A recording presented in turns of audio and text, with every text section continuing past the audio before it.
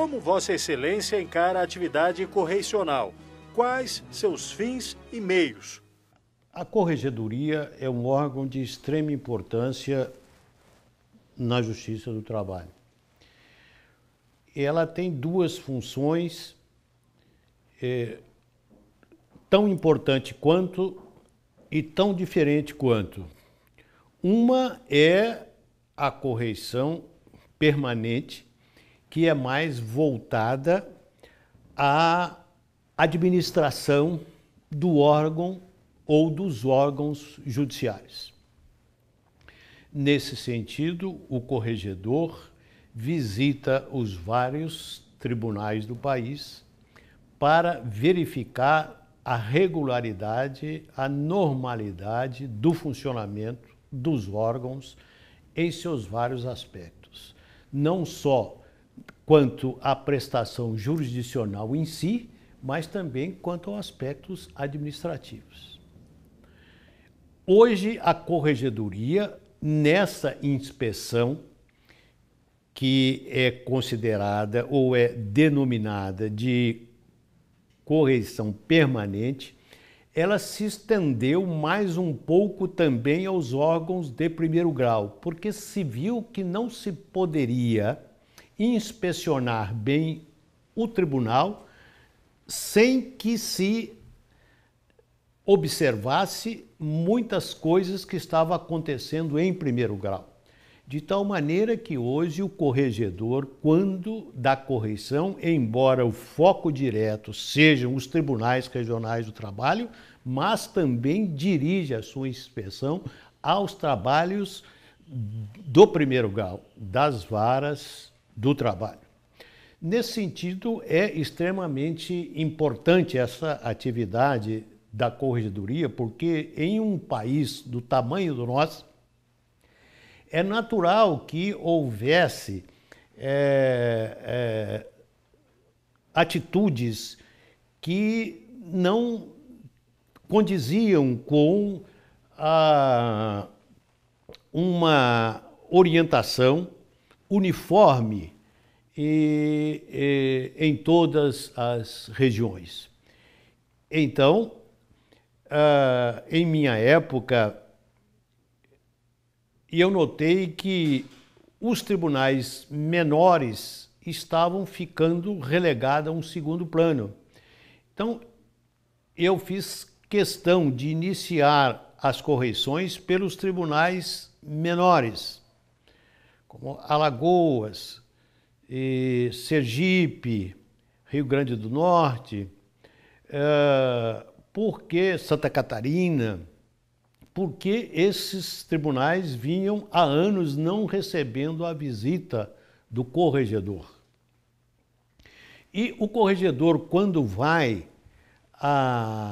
aos estados para esta função, ele faz publicar um edital na mídia para que todos fiquem sabendo, os advogados, principalmente os jurisdicionados, para que alguém que tenha qualquer questão ou um questionamento, ele possa ser recebido pelo corregedor para apresentar aquela matéria que lhe causou uma dúvida. Não quanto ao mérito em si, mas quanto à atividade, seja do magistrado, seja dos funcionários. De tal maneira que isto dá uma segurança e uma satisfação à sociedade. A sociedade sabe que tem ali uma autoridade superior a quem ele pode ir e narrar os fatos, sem que haja um constrangimento, porque ele não precisa apresentar nada por escrito, ele não precisa, ninguém precisa saber que ele esteve lá. Ele é recebido como uma visita particular e ele narra particularmente os fatos. E o corregedor, naturalmente, vai verificar se aquilo é uma questão que convém se aprofundar, convém se examinar e, quando for o caso, toma as providências devidas. Mas não só quanto às notícias que lhe são apresentadas pelos advogados ou pelas partes, pelos cidadãos, mas o corregedor vai com uma equipe e olha, examina os próprios autos dos processos por meio de uma inspeção para verificar se, por amostragem, aqueles processos estão tendo um andamento regular, quanto a prazo, quanto a sistema de certidões, ou seja, todos os atos judiciais que são praticados no processo, o corregedor vai verificar e estabelece uma série de orientações e determinações para que aquele tribunal cumpra e solicita aos tribunais que informem quanto à efetivação daquelas determinações. De maneira que esta parte da correição, que é a denominada correição permanente, é extremamente importante nesse sentido. É uma satisfação que se dá à sociedade e é uma fiscalização do que está acontecendo, não apenas na parte funcional administrativa, como na própria prestação jurisdicional e sua regularidade. Agora, há uma outra função da corregedoria que, como disse inicialmente, é tão importante quanto, que é a denominada correição parcial. O que é isto? Quando o juiz, na sua atividade jurisdicional, pratica um ato que importa em um tumulto processual, cabe a correição parcial. Se for um juiz de primeiro grau, ele pode apresentar a correição parcial ao corregedor do Tribunal Regional do Trabalho. Se for um ato praticado por um desembargador do Tribunal Regional do Trabalho, cabe a correição parcial ao Corregedor Geral da Justiça do Trabalho. Dizer, mas o juiz pratica um ato de tumulto processual, acontece isso, e por incrível que pareça, ocorrem as coisas mais surpreendentes de o juiz ter praticado um ato completamente descabido, né? Um ato absurdo, um ato fora da boa ordem do processo. Então, cabe ao corregedor determinar que não se pratica aquele ato daquela maneira. E, muitas vezes, esses atos há extrema urgência.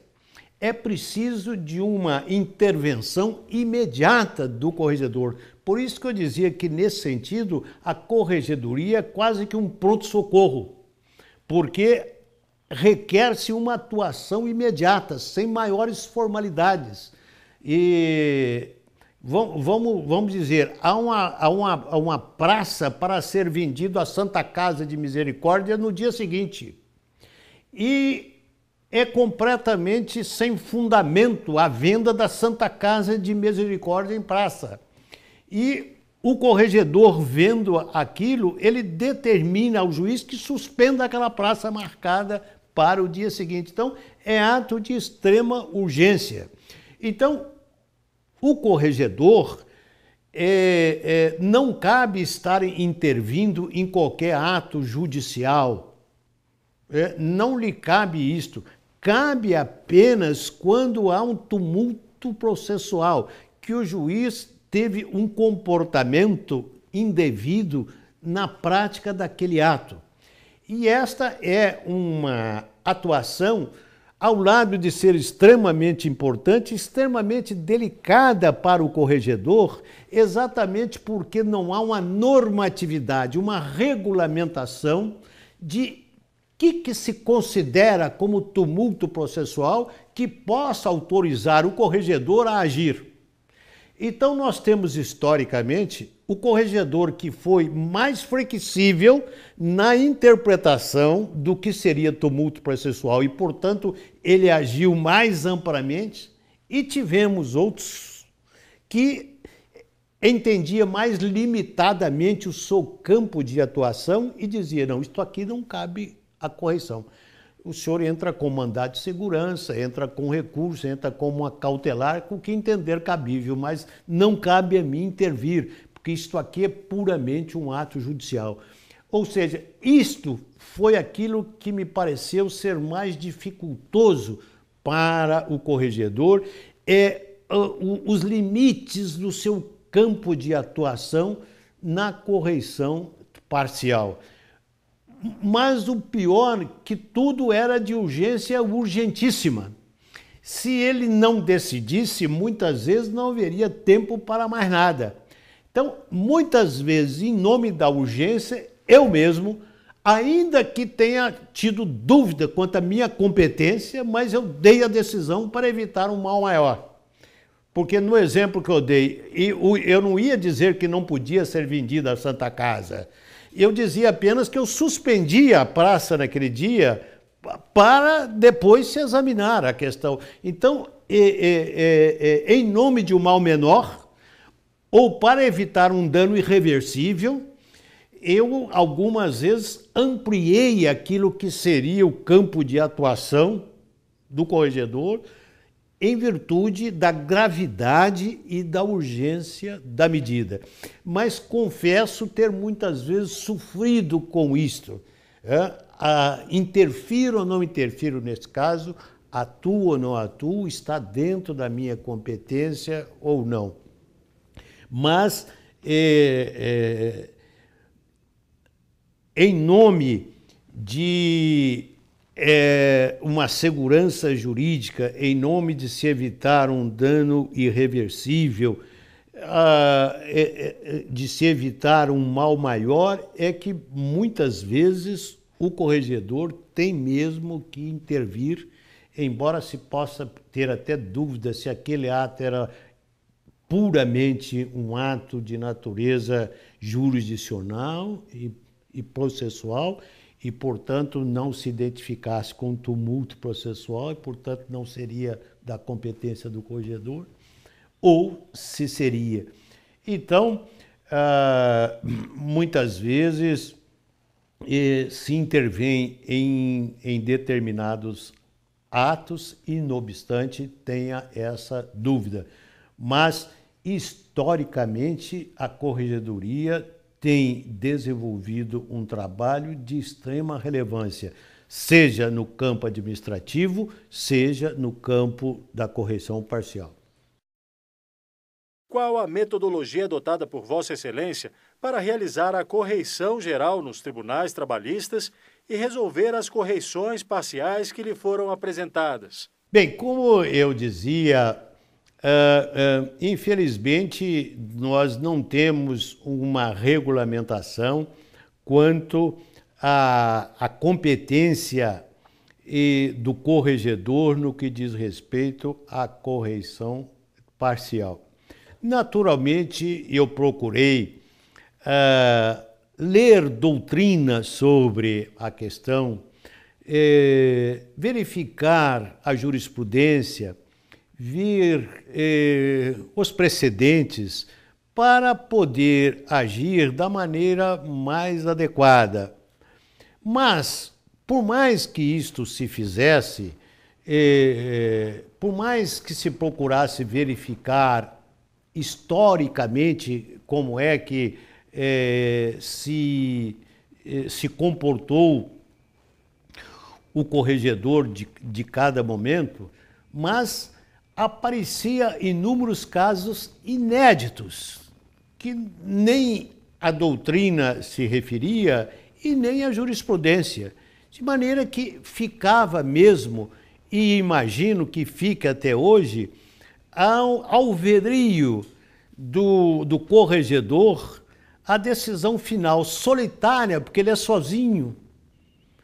E, olha, e dada sempre a urgência, porque essas questões são sempre de urgência, sempre com uma consequência grave, então o magistrado, de um modo geral, tem como sua virtude principal o bom senso. E o bom senso leva muito em consideração a razoabilidade. A razoabilidade, ela se funda, muitas vezes, em qual é o mal menor. Então, eu avaliava a minha decisão, que era de urgência, menos se aquilo era mesmo um ato jurisdicional ou se aquilo se identificava com um tumulto, mas via muitas vezes pela urgência da questão. É lógico que eu verificava se a parte não teve um tempo para tomar a providência anteriormente, porque se ela teve o tempo, eu dizia, bem, mas por que me venha com essa urgência se teve dias, semanas, meses para tomar essa providência, me veio no dia anterior? Não é? Se a questão é dúbia, não, há um provérbio latino que diz dormientibus non succurrit-us, o direito não socorre aquele que dorme. Então, mas na grande maioria das vezes que a gente tinha essa situação tormentosa é porque havia mesmo uma urgência. Não foi por culpa da parte, né, que se criou aquela situação inusitada, né? Vamos dizer, faz-se um bloqueio através da penhora online, está se executando uma dívida de 500 mil reais e, de repente, através do sistema da penhora online, se penhora as contas de todas as empresas do grupo econômico de bilhões de reais. Não é? E a parte requer ao juiz, porque diz, olha, as empresas vão parar, não tem nem como pagar os seus trabalhadores. Mas o juiz, por acaso, aquele dia nem foi à vara, é uma sexta-feira. E as empresas todas do grupo estão lá com as suas contas bloqueadas. Imagina uma situação dessa. Então, a parte vai ao corregedor para uma situação emergencial. Embora fosse de competência do juiz liberar o excesso de penhora, mas ele não estava ali para tomar essa providência, então o corregedor toma aquela providência.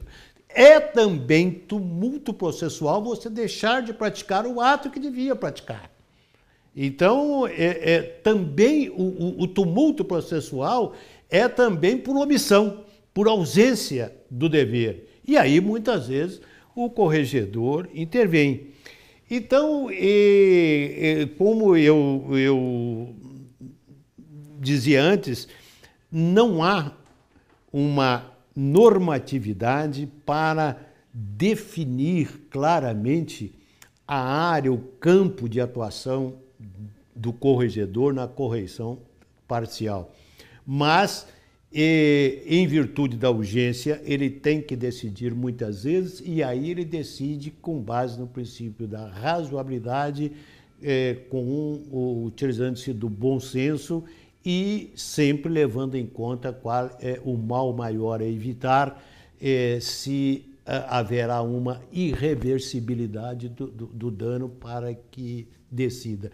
Eu acho que isto justifica, muitas vezes, que ele haja, que ele não deixe de agir se a questão é grave. Durante o mandato de Vossa Excelência como Corregedor-Geral da Justiça do Trabalho, quais os principais desafios e problemas que teve de enfrentar? Talvez hoje não seja exatamente assim, mas havia uma resistência maior às determinações do corregedor. Depois da criação do Conselho Nacional de Justiça, houve, entre aspas, um certo enquadramento dos magistrados. os magistrados estavam um pouco mal acostumados sob esse ângulo de viver com um distanciamento e eram verdadeiras repúblicas que levavam lá adiante a atividade sem tomar muito conhecimento da existência do Tribunal Superior, da correição, muitas vezes até por omissão mesmo do Corregedor-Geral da Justiça do Trabalho, porque deixava tempo maior do que devido de ir visitar o tribunal. E naquela época era indispensável a visita, porque hoje se pode fazer muita coisa através da internet. Na época exigia a presença física do corregedor para tudo, mas também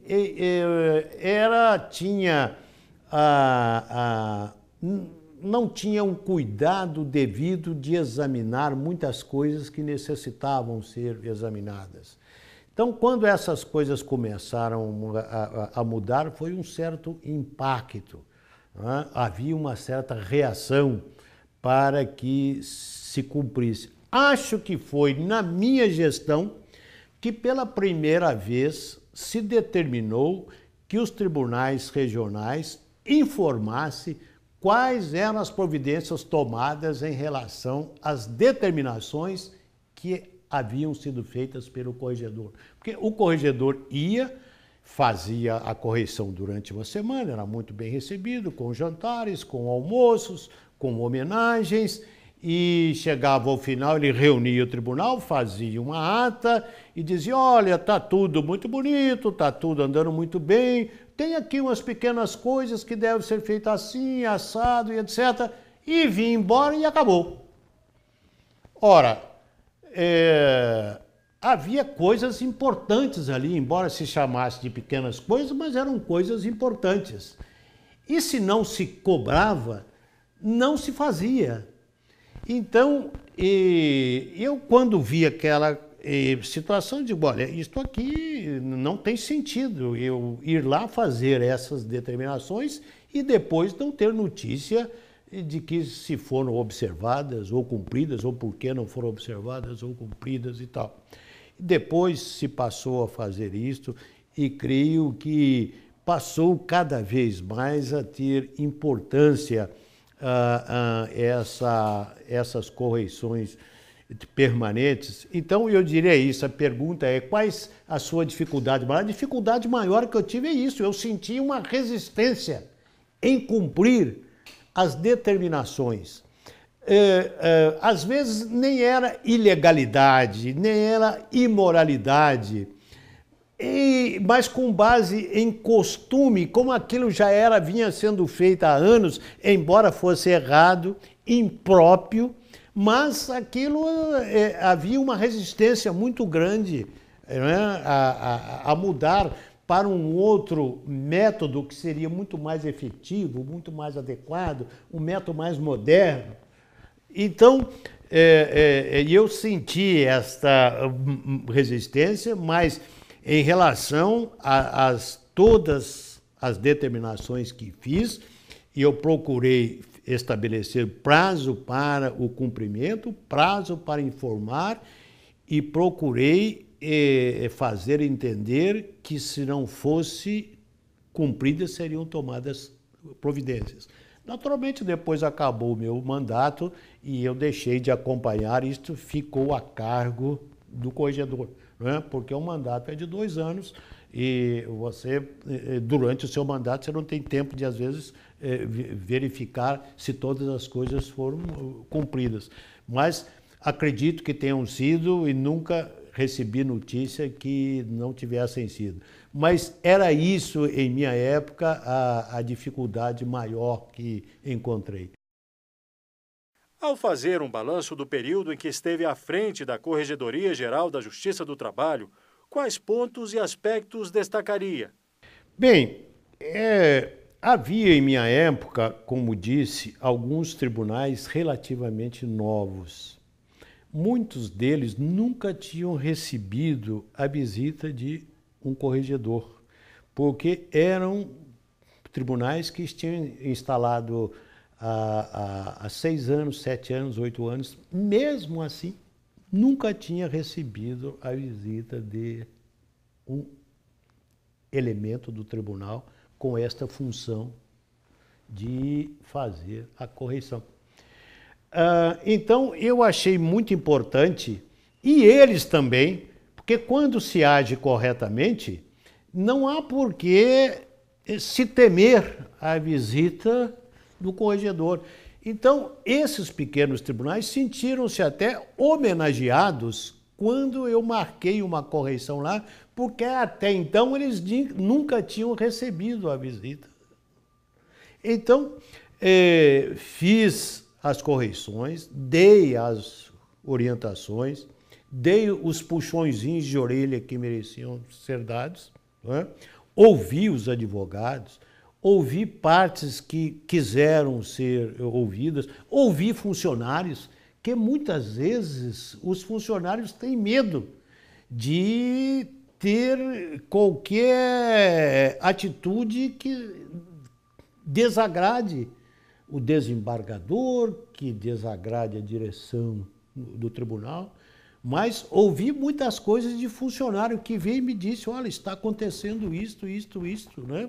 E eu os recebia particularmente, né? Eu sempre tomava cuidado para que no ambiente que eu ficava só os meus funcionários, não ficasse ninguém do tribunal, para que ninguém do tribunal sequer visse quem que estava entrando em minha sala, para que tivesse plena liberdade para poder narrar os fatos. E houve muita coisa importante que se teve oportunidade de fazer para se corrigir. Havia coisas impróprias, coisas indevidas, maiormente quanto a processos parados por anos indevidamente, né? Quanto a atos praticados impropriamente, por exemplo, na nomeação de peritos, né? Em vez de nomear vários peritos, nomeava um só perito, o que começava a levantar uma dúvida se aquilo havia qualquer coisa ali que era impróprio, nomear peritos que não eram habilitados para a área, quer dizer, milhares de coisas que acaba o corregedor verificando. Então, acabei nesses tribunais novos, mas não só em tribunais muito novos, que o Tribunal de Santa Catarina, por exemplo, já tinha uns 12 anos de sua existência naquela época, e outros tribunais que já existiam há algum tempo, e houve muita determinação. Naturalmente, o corregedor não vai como um inimigo, né?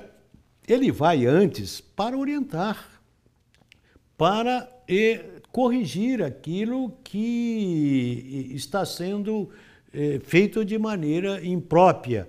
Mas ele não vai como um ditador, ele não vai para humilhar, para especiar a ninguém.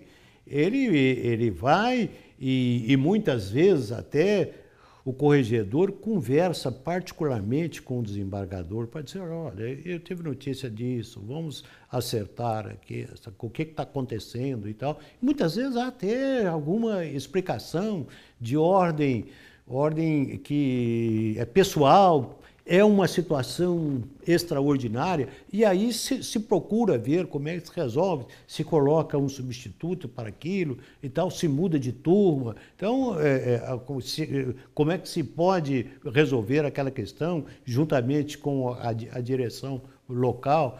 Então, houve muitas coisas que foram resolvidas nesse sentido. Muitas vezes até se visita o prefeito local, as autoridades locais, na capital do estado, se visita o governador, né? Não deixa de ser uma inter-relação que é própria entre os poderes públicos, né? Para ouvir de todas as autoridades, até para tomar dos cidadãos e das autoridades que impressão eles estão tendo da justiça do trabalho naquele local, né? Então, nesse sentido, eu creio que foram tomadas muitas providências importantes para solucionar essas questões impróprias. O que, no entender de Vossa Excelência, poderia ser feito para melhorar as relações trabalhistas no Brasil e o desempenho da Justiça do Trabalho? Olha, eu tenho tido notícia com uma surpresa e uma tristeza, que, por incrível que pareça, aumenta a cada ano o número de ações trabalhistas no país. Eu digo com uma certa surpresa, porque nós tivemos um dado momento, por volta de 2002, 2003, que chegou até a diminuir, com uma série de providências que vinha sendo tomada e tentando. Por exemplo, a Comissão de Conciliação Prévia. Nós achávamos que aquilo ia resolver muitas questões. Por exemplo, com a penhora online, porque tinha muitos empregadores que diziam: quer ir na Justiça do Trabalho? Vai, simplesmente não pago, o senhor só vai receber nunca, daqui a 30 anos. A penhora online não, a penhora online, porque o cidadão, normalmente, o mal pagador, desaparecia com seus bens e não deixava que ficasse nada em nome dele. Agora, não é possível exercer uma atividade empresarial sem ter conta bancária.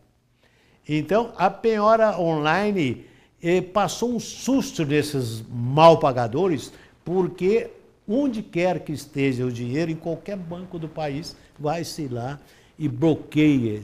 Então, havia muitas medidas, alguma alteração no processo, no procedimento de recurso, tal, mas nada adiantou. Incrível. Os ministros do Tribunal Superior do Trabalho estão todos desgastados, porque a cada vez mais aumenta, ainda agora sob a pressão do Conselho Nacional de Justiça, estabelecendo metas, como se aquilo fosse uma fábrica de linguiça, como que se a julgar os processos se pudesse basear apenas em números, estatísticas, esquecendo que atrás daquele processo há 2 seres humanos, no mínimo, que cada um deles esperando a justiça, que quer que o seu processo seja examinado com cautela, com cuidado, com a profundidade que é devida. Então, eu vejo isso com muita tristeza e creio que tem que haver uma modificação. Não adianta apenas o que tem sido feito ultimamente, que é criar novos órgãos judiciários, criar mais varas, aumentar o número de desembargadores. Isto já se viu que não adianta. A Justiça do Trabalho é a que tem o maior orçamento do país e está se vendo que isso não adianta. O que me parece é o seguinte: enquanto não modificarmos o nosso sistema sindical, em que haja sindicatos verdadeiramente representativos, que possa resolver os conflitos do trabalho através da negociação, através do acordo coletivo, da convenção coletiva, é muito difícil que haja uma solução dos conflitos do trabalho satisfatoriamente. Porque nem a própria justiça, com esse número de processos, resolve satisfatoriamente. Por quê? Porque resolver um conflito do trabalho só depois de 5, 6, 7 anos, isto não é resolver satisfatoriamente. O trabalhador normalmente não tem fôlego para esperar a delonga de uma ação. Então, os conflitos do trabalho tinham que ser resolvidos pelos atores sociais, aqueles diretamente interessados, sindicato de trabalhador e a empresa ou o sindicato das empresas. Mas para que haja solução dos conflitos dessa natureza, precisamos ter sindicatos verdadeiramente representativos, o que hoje não temos. Então, precisa mudar toda a sistemática sindical, toda a normatividade relativamente ao nosso sistema sindical, para que sejam respeitados, inclusive pela justiça, os acordos e as convenções coletivas. Só assim eu creio que vai ter um melhor encaminhamento dos conflitos do trabalho em nosso país.